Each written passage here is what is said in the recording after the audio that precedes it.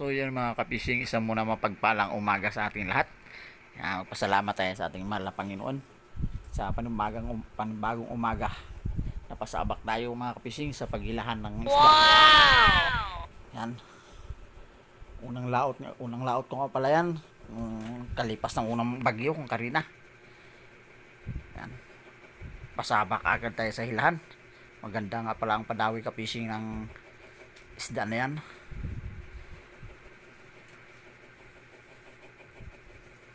So yung mga kapising, kaya kung nailahila yung kapising, huli na naman ang kapising. Kailangan talaga mga kapising yung mabilisan ang kamay para makarami. Wow! Mga tagkalahating kilo mga kapising, mahigit isa. Pain natin sky blue. So yan mga kapising, tuloy-tuloy lang tayo. Ang ganda sikat ng araw mga kapising, oh. Hilahin lang para galaw-galaw yung pamain. Huli na naman fishing, dawi na naman. Wow. Okay, fishing, tingnan nyo mga fishing.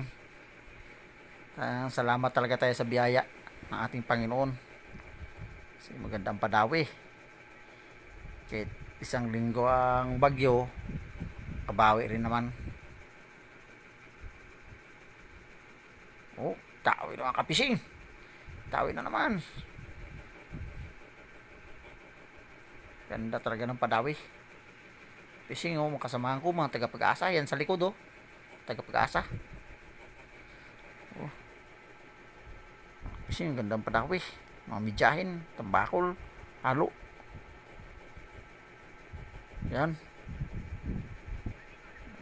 sabit pa sana, nasabit pa. Yun, tanggal na. Yun. Wow! 100. Lunok-lunok kapising ang pamain natin, dalang hasang niya. Yan. Ang kapising sky blue, yan na naman. Yan. Ganda talaga kapising pagkatapos yung bagyo. Ganda talaga ang padawi ng isda. Ang gulyasan yan,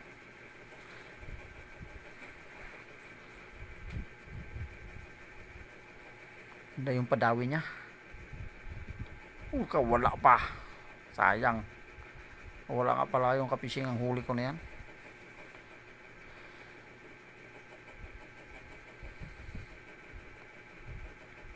Mga kasama ko kapising sa likod, mga taga ibang lugar.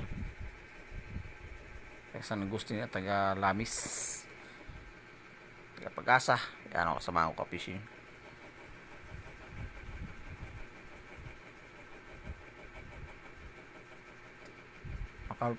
Makapal nga pala kapising yung laman ng payaw na yan. Hindi lang masyadong talaga magdawi, mamihikan.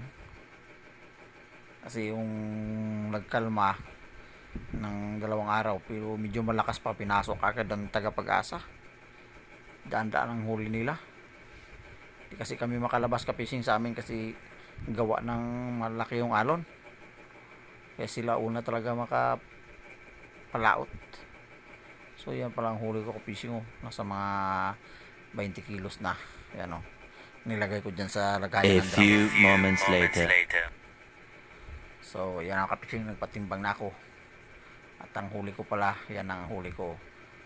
Yellowfin, kapising huli ko. Sa styro. Sa ilalim na yan, yelo. Para hindi masira yung isda natin. Pinailalim yung yelo. Mga yellowfin kapising huli ko na yan, Yan. At huli ko mga fishing mo sa mga 30 mahigit pa 40 kilos. Yan. Huli ko. Alas 12 uwi na ako. Nagpatabi na ako alas 12 kasi mahina na ang dawi, madalang na. Kaya pauwi na ako. So yun ka-fishing. Maraming salamat sa inyong panonood ka-fishing. Huwag niyo kalimutan mag-follow at mag-share ng aking mga video. Ayan, si Boss Dods. Boss Dods, shout out sa'yo. Yan, ang Boss Dods, ang may-ari ng Kaskasan. Boss Dods, yun ang huli natin kasamahan, mga ka-fishing. Ang huli niya, oh, ano, santry. Ang huli niya. Ayan, timbangin na kung ilang kilo. 20 kilos din yata yung huli niya, mga ka-fishing. Ayan ang ka-fishing, oh, huli niya. Ano, ay 15 kilos ang huli niya, ka-fishing. 15. So maraming salamat sa inyo, mga ka-fishing, sa